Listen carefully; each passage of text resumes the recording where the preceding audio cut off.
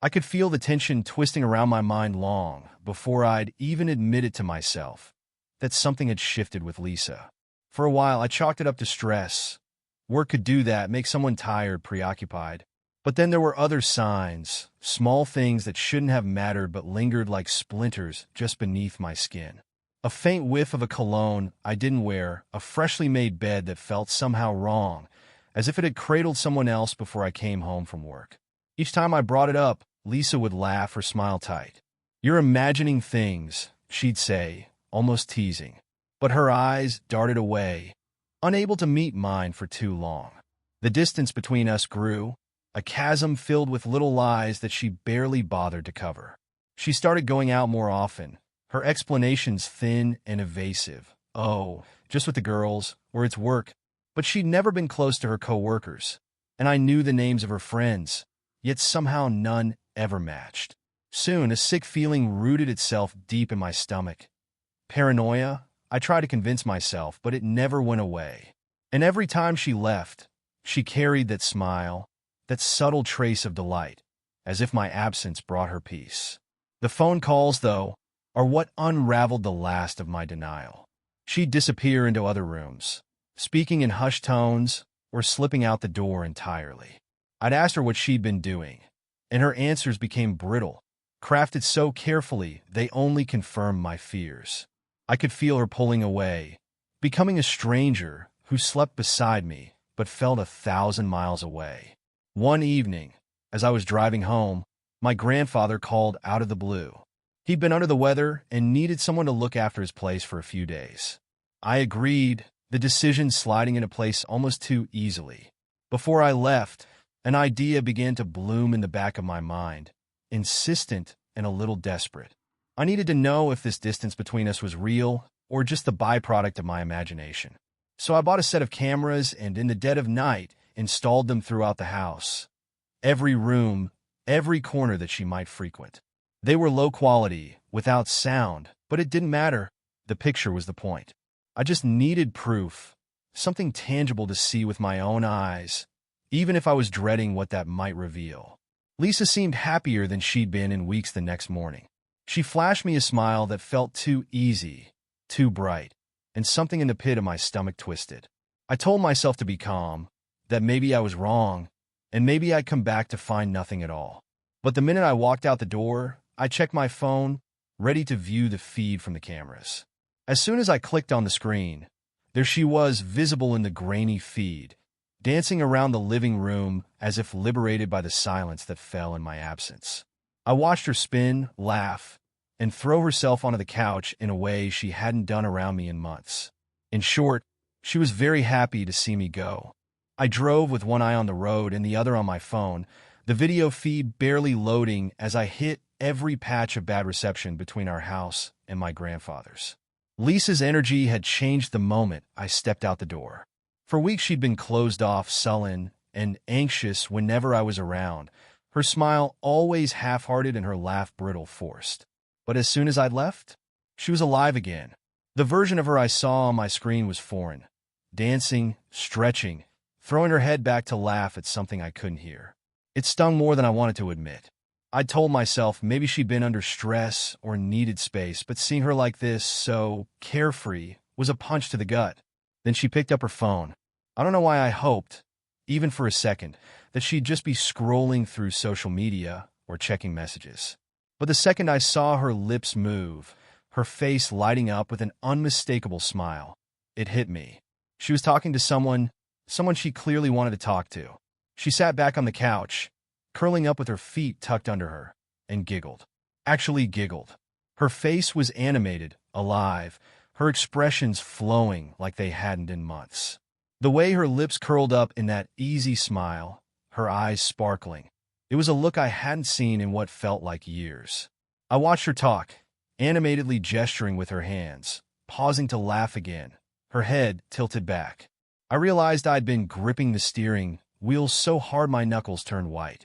She talked for what seemed like an eternity, her face moving in and out of the camera frame, the occasional blurry sweep of her hand passing over the lens as she adjusted her position. The house felt different even in the dim, grainy video feed, like it was hers alone now, like she'd reclaimed it the second I'd left.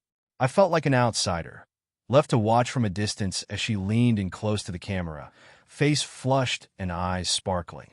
I found myself wishing I'd shelled out a little extra for better cameras, ones with audio, or better picture quality, or maybe even a microphone to pick up who was on the other end of that damn call. Her lips moved quickly, laughing, talking, pausing to smile in a way I hadn't seen in forever, her expression filled with a kind of joy and warmth that felt painfully unfamiliar.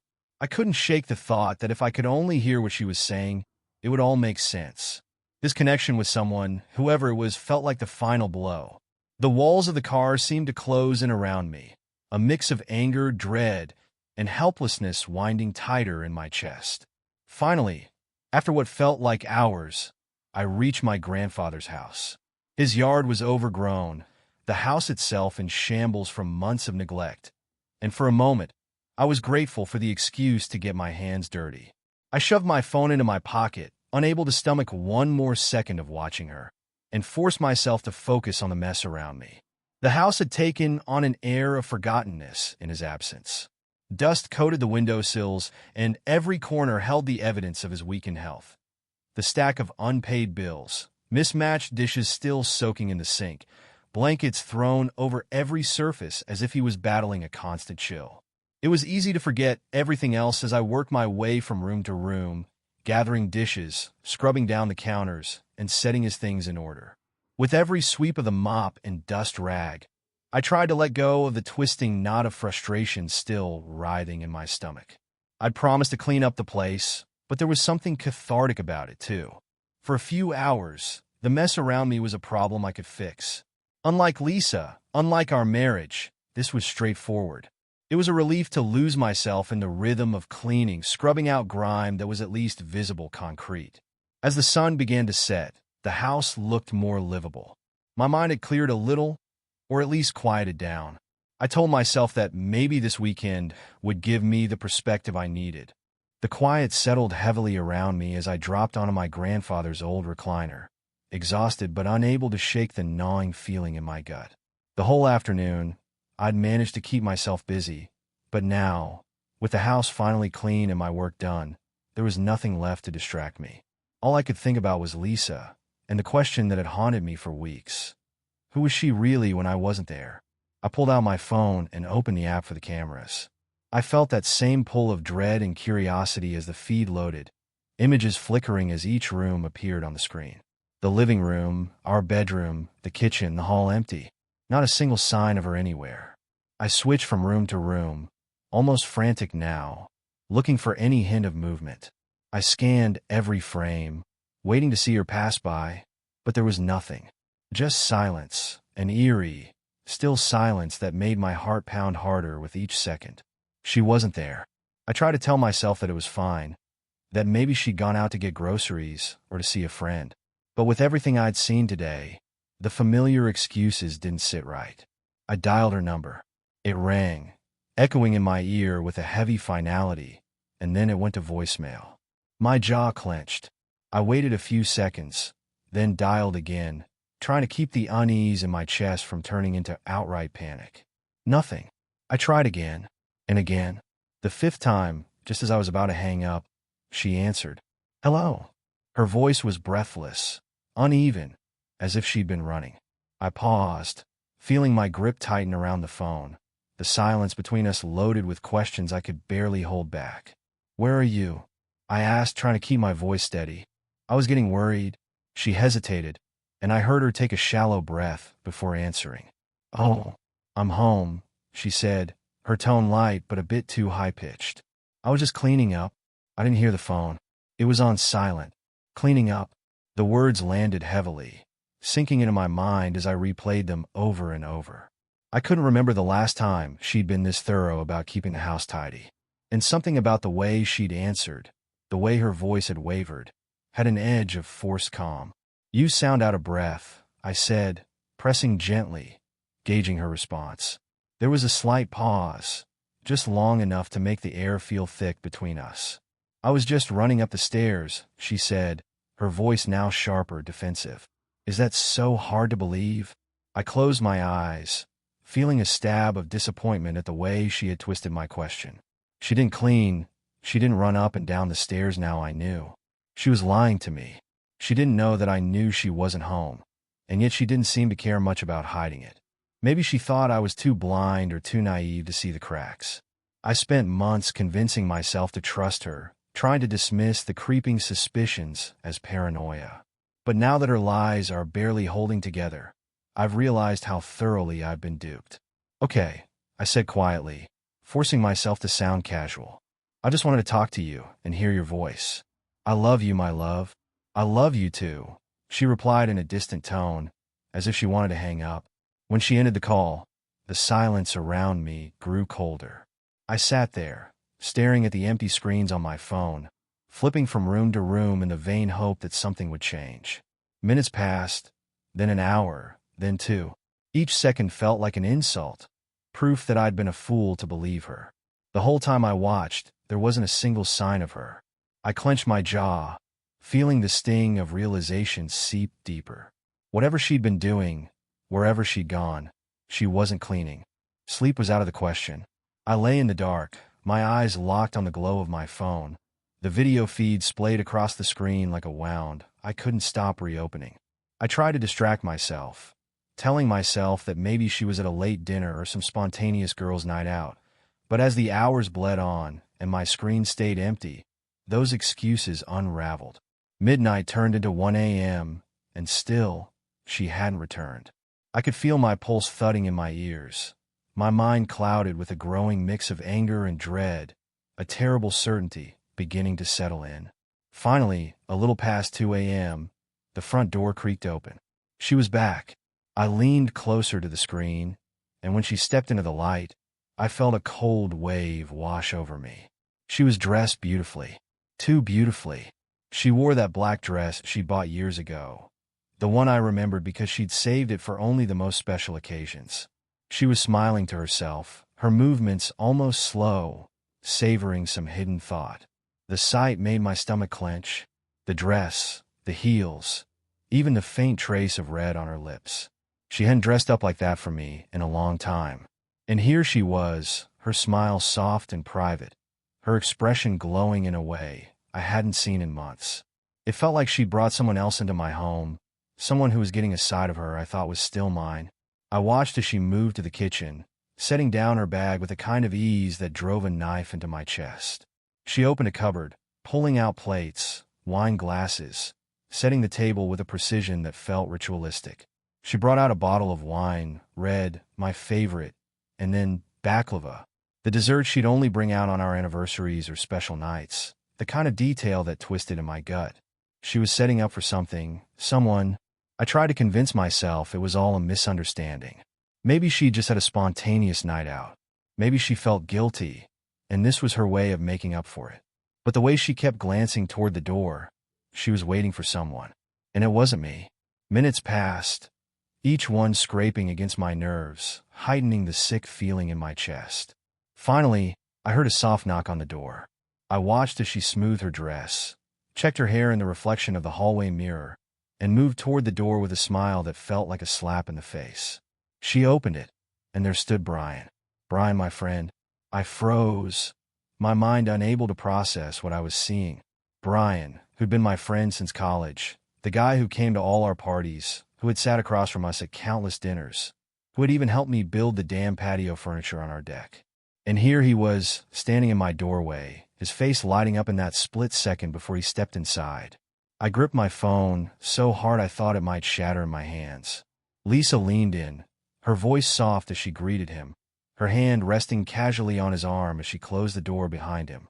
I forced myself to keep watching, my mind a storm of rage and disbelief as they walked together to the table, sitting down across from each other in the warm glow of the dining room. Every second felt like a betrayal, every detail twisting the knife a little deeper. They poured wine, clinking their glasses, laughing softly, leaning in close. I watched them eat, talk, their expressions too familiar, too comfortable, like they had done this 1,000 times before. I sat there, paralyzed, my eyes locked on the screen as they laughed together, a whisper of old friendship between them. I could tell they were sharing something lighthearted, casual, like they had all the time in the world to sit and laugh over glasses of my wine. And yet, here they were in my house, at 2 a.m., for a secret that was becoming painfully clear. Every word they shared felt like another brick wall slamming into me, like I was being edged out of my own life, forced to watch them enjoy this moment they had stolen from me. 10 minutes passed, but it might as well have been an eternity. I felt the sharp twist of dread building, clawing up my throat, as Lisa poured the last of the wine into Brian's glass. She reached across the table, her hand lingering on his, and her gaze held his in a way I couldn't ignore. It was a look she used to give me, years ago, back when I was the one she'd wait up for, the one who could make her smile without saying a word. I watched as her hand slid over his fingers, pulling him close with a look that told me everything I didn't want to know. And then, as if a switch had been flipped, she let go of his hand and rose to her feet. With one smooth motion, she pulled down the straps of her dress, letting it fall to the floor, pooling around her ankles. She was there, right in front of him, entirely bare, her smile unguarded, her eyes shining in a way I hadn't seen in years. The sight of it wrenched through me like a dull knife. She stood there, exposed, like she'd forgotten I existed entirely, like every promise we'd made, every moment we'd shared, had disappeared with the drop of that dress. Brian's reaction was immediate. He didn't hesitate, didn't falter. He stood up, tugging off his shirt, his movements unashamed, confident, like he had every right to be there with her. Within moments, he was just as bare as she was, standing in my house, in my life, as if he had always belonged. They moved toward each other with an urgency, an energy that I hadn't seen from her in years. I couldn't watch it any longer. I shut my eyes, but that didn't help. The images were burned there, replaying over and over. I felt my body shake, my fists clenching so tight I could feel my nails biting into my palms. The betrayal was complete, raw and bleeding, consuming every thought, every memory I had of her. My chest heaved as I sat there, feeling rage and pain twist into something monstrous, something uncontrollable. A scream tore from me, louder than I knew I was capable of. I felt myself reach for something, anything, and my hand closed around the remote.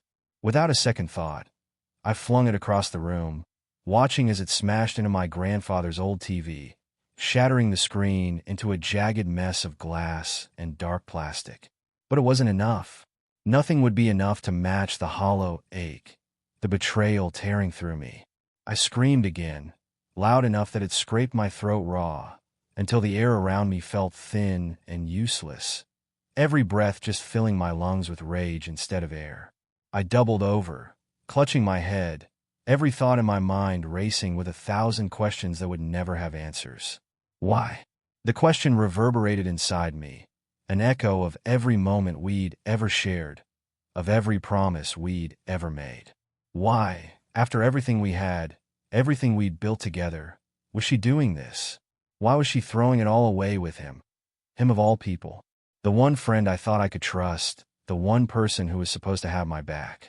I could barely breathe, barely think, barely feel anything except the heavy, relentless crush of betrayal that closed around me like a vice. I couldn't sit there another minute, couldn't stay in that cold, quiet house with the images still burning through my mind. I stood up, grabbed my jacket off the armrest, and stumbled out the door, hardly aware of what I was doing. All I knew was that I needed to get home. I needed to see her, to see this with my own eyes, to get answers that couldn't come from watching her like a stranger through a screen. The drive back was a blur. I didn't even bother looking at my phone. I was sick of it. Sick of that damn app, the cameras, the endless watching and waiting while my life was dismantled in front of me. My hands gripped the wheel tighter with each mile. My mind locked on one thought. I had to confront her. No matter what I saw when I walked through that door, I couldn't spend one more second wondering, waiting, or trying to hold myself together. I broke every rule of the road on the way home, barely slowing for stop signs, skimming through lights as soon as they turned yellow. Everything around me was a haze. The city, the traffic, the trees passing by, the streetlights streaking in and out of view, they didn't matter. I drove on autopilot, every part of me bracing for what I might find when I got there. After what felt like an eternity, I finally pulled onto our empty street. The whole neighborhood was dark, and there were no cars parked out front, no sign of Brian. My heart pounded, a strange flicker of relief threading through the fury and dread that had gripped me the whole way home. Maybe he'd left. Maybe it had all been a horrible misunderstanding.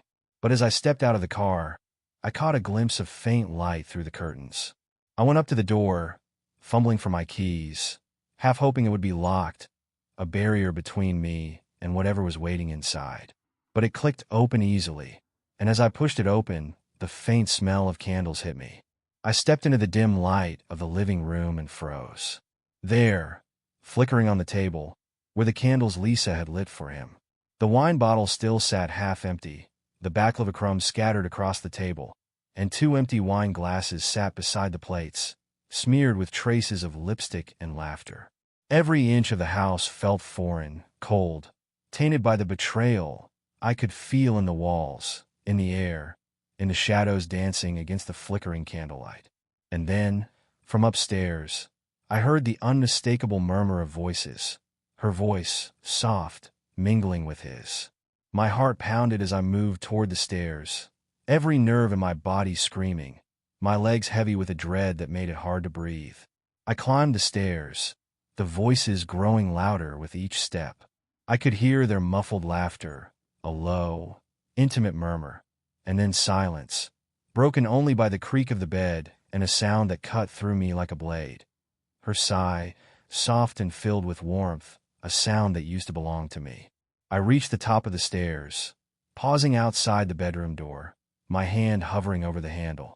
My mind was a storm of rage, pain, and betrayal, twisting and writhing until I could barely see straight. I threw open the door, barely aware of my own voice as it escaped me in a harsh, furious yell. The scene before me was exactly what I feared. There they were, entangled in each other, oblivious to the world around them, to the promises we'd made, to everything we'd built. And they looked up, shock flooding their faces as they registered my presence. "Lisa, Brian," I said, my voice choked with the weight of everything I wanted to say but couldn't. Every part of me shook with fury, my mind seething with words that couldn't possibly capture the depths of what I felt. The room felt like it was spinning, my mind struggling to comprehend what I was seeing, what they were doing, what it meant. Every nerve in my body screamed in agony, each second stretching into an eternity as I stood there, fists clenched, throat raw from the shout that tore out of me. They both froze, and for a split second, there was nothing but silence, a heavy, suffocating silence that swallowed everything I knew. Then Brian looked at me, his expression steady, as if he'd already prepared for this. "I'm sorry," he said, his voice low but unwavering. "But your wife, she doesn't love you. She's tired of all this, tired of living like this." He paused, and I felt each word punch through me, ripping into everything I believed was real. She wants a better life, a new life, one without the limitations of this. She doesn't want to live in poverty. I felt something inside me snap, a wave of rage and despair surging up until I couldn't hold it back. "You're sorry?" I screamed, my voice hoarse and bitter, the words almost choking me. "You come into my home, you sit at my table, you drink my wine, and this is how you repay me? By tearing apart my life." Lisa sat there, her face blank, her hands resting in her lap, almost like she was somewhere else, completely detached from the chaos erupting around her. She didn't look at me, didn't even flinch, as if none of this mattered enough for her to react. I forced myself to turn away from them, barely able to look at their faces without feeling sick. "Get dressed," I managed to say, my voice as cold as the room felt. "Get dressed and get out of my house. I don't want either of you here. I never want to see you again." My voice shook, and I felt a fury so deep that even the words didn't feel like enough. "And Brian, you of all people, I never thought you could do this to me." I slammed the door behind me, the force of it reverberating through the walls. I walked down the stairs, every step feeling like I was sinking into something darker, something I didn't know how to crawl out of. I sank into the couch in the living room, my eyes fixed on the flickering remnants of the candles she'd lit for him, the wine glasses with the traces of their laughter, and the faint scent of perfume that made the air thick and unbearable. After a few minutes, I heard their footsteps coming down the stairs. She was quiet, her gaze distant, avoiding mine. Brian walked behind her, his face blank, almost resigned. As she reached the doorway, Lisa finally turned to me. "I'm sorry," she said softly, her voice so calm it felt like another wound. I didn't know how to tell you. I don't love you anymore. I've been seeing Brian for a month." A surge of rage exploded within me. 5 years, Lisa. 5 years of marriage, and none of it means anything to you? Not one damn thing. She looked down, her face unmoved, her silence heavier than any answer. I felt the finality of it, the truth that had been hidden in her eyes for weeks now. She turned and walked out the door without another word, Brian following close behind. The door clicked shut, leaving me in the silence, the echoes of her absence filling every corner of the house. I sat there, unmoving, as the reality settled in. It was over. She was gone, and all that was left was an empty house, filled with the pieces of a life I'd never get back. The second they left, I bolted up the stairs, feeling a sickening mix of rage and desperation clawing at me. I didn't even think.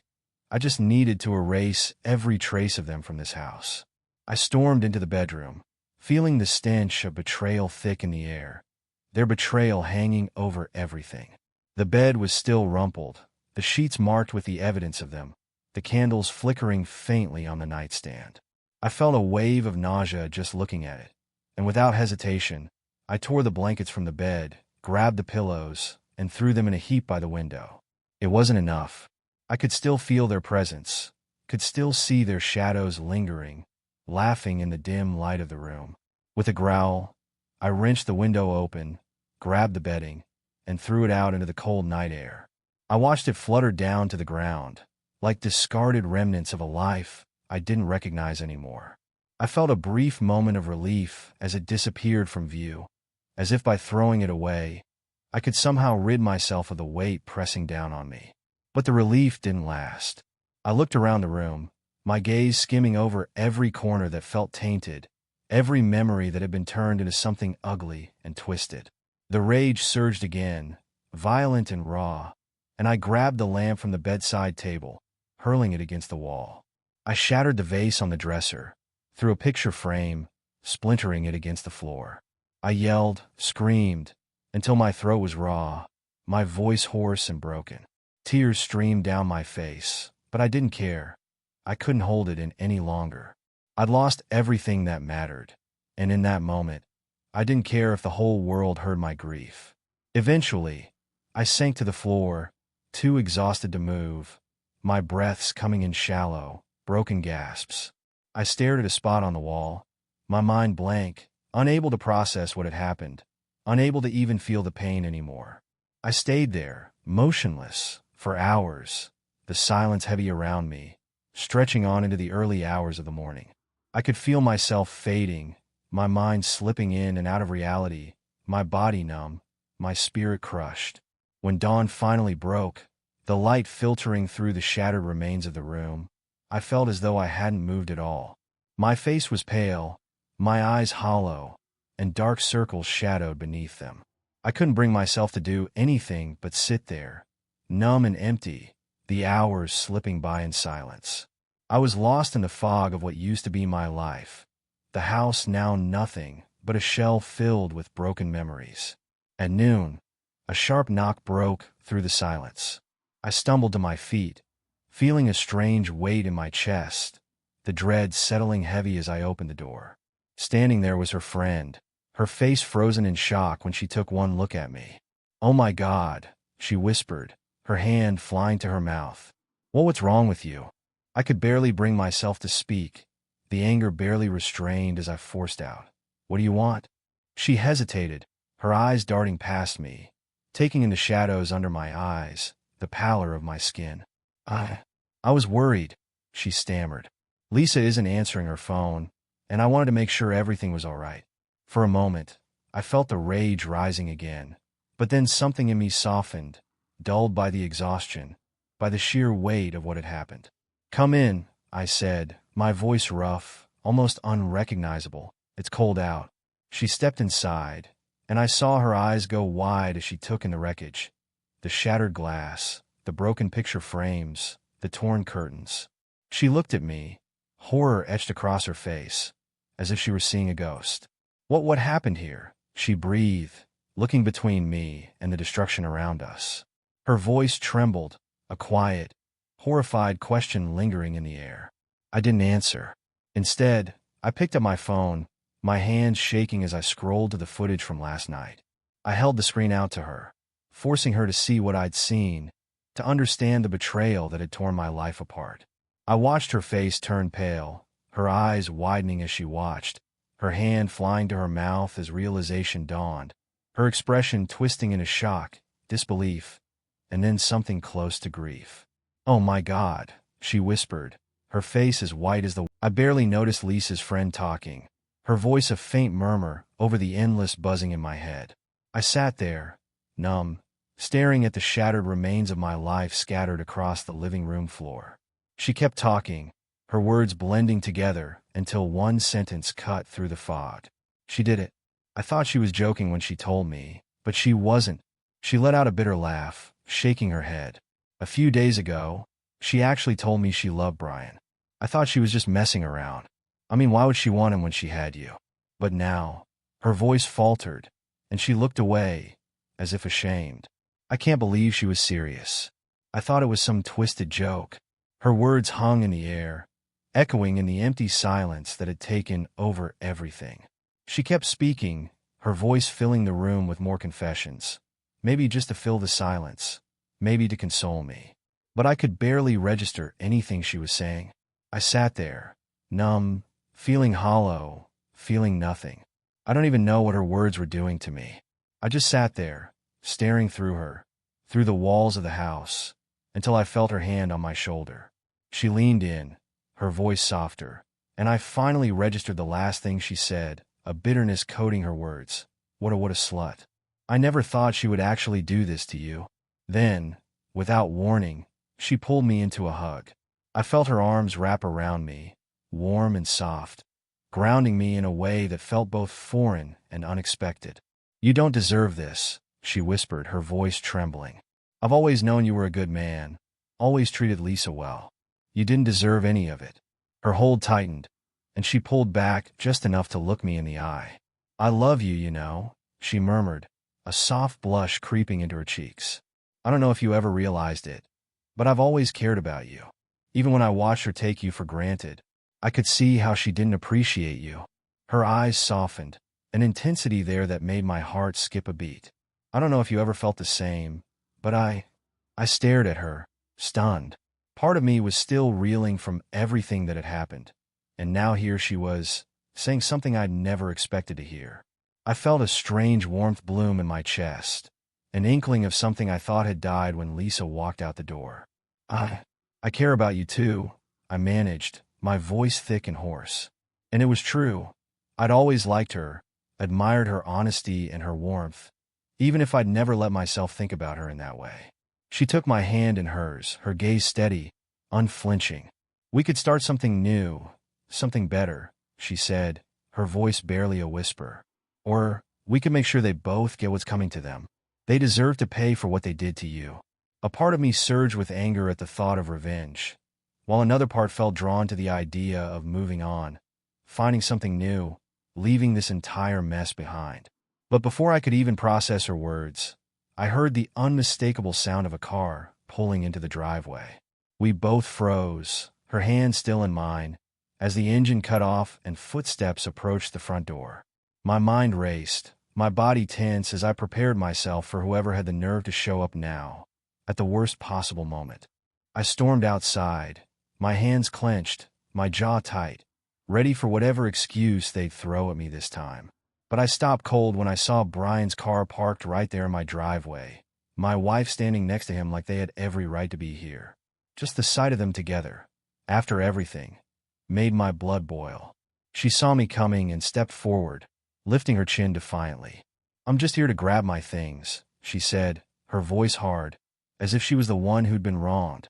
I pointed toward the street, my voice louder than I intended. "You're not taking anything from this house," I said, feeling the words come out like a growl. "Not a single thing. You don't have a place here anymore." She looked at me, her eyes narrowing. "I'll take what's mine," she snapped, her voice harsh.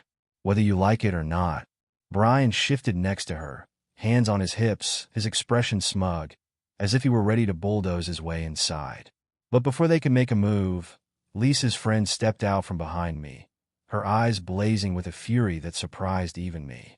"No, you won't come in here," she said, her voice steady but laced with venom. She crossed her arms, staring Lisa down.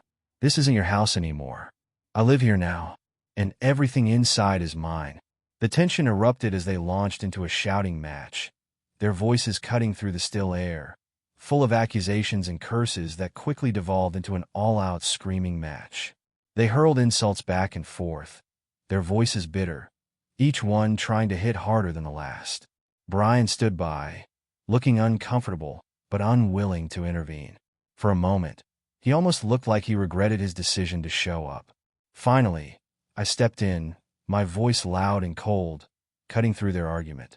"Get out of here," I said, each word carrying the weight of the past few days, the betrayal, the anger, the grief. "Neither of you belongs here. Leave." Lisa turned to me, her eyes flashing with a sudden anger I hadn't seen before. "So that's what you did," she spat, her voice dripping with contempt. "The moment I left, you replaced me?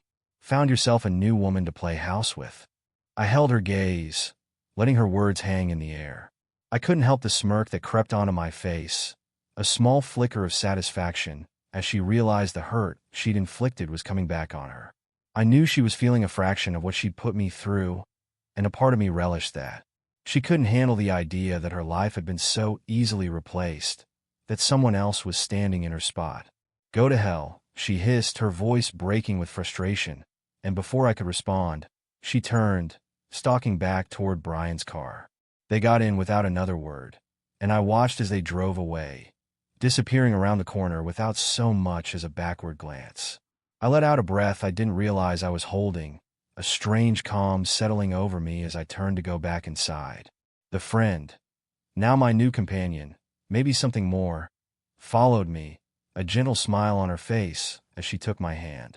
She didn't say anything, just gave me a reassuring squeeze, as if to tell me it was finally over. Once inside, she wrapped her arms around me, pulling me close. Without a word, she leaned up and pressed her lips to mine, a kiss soft and warm, filled with the promise of something better. I felt a strange peace settle over me, a calm I hadn't felt in years. She pulled back, looking into my eyes. "We're going to get through this," she murmured, her hand on my cheek. And for the first time since it all began, I actually believed it. For the next few days, we settled into an easy rhythm, helping each other pick up the pieces. We made plans, talking late into the night about a fresh start somewhere else, somewhere that didn't hold all the old memories. The house, with its walls still echoing the pain of the last few weeks, was too heavy with the past. We decided to sell it, to leave this chapter behind and start fresh somewhere quieter, somewhere we could both heal and move on. When the sale finally went through, we packed up and left, driving into a new neighborhood, a small, peaceful place far from the drama we'd left behind. The house was modest but cozy, with sunlight streaming through the windows, giving it a warmth that felt like a promise of better days. But, of course, it didn't take long for Lisa to start sending messages. It started as accusations, demands, asking how I could replace her so quickly, as if she couldn't understand how I had moved on. She texted late at night, the messages sharp and venomous. "So this is what you've done," one read. "I can't believe you." But each time her name appeared on my screen, I felt the anger, the bitterness, fading a little more. Each message felt like another confirmation that I'd made the right decision, that moving on was the best thing I could have done. One day, I opened another bitter message from her, and instead of responding, I just hit block. I stared at the screen, letting the silence settle in, feeling the weight of her presence lift. Beside me, my new partner slipped her hand into mine, her smile soft, understanding. We didn't need words. We'd both been through enough to know that this was the beginning of something new, something untainted. Together, we walked forward, leaving the past and all its broken pieces firmly behind us.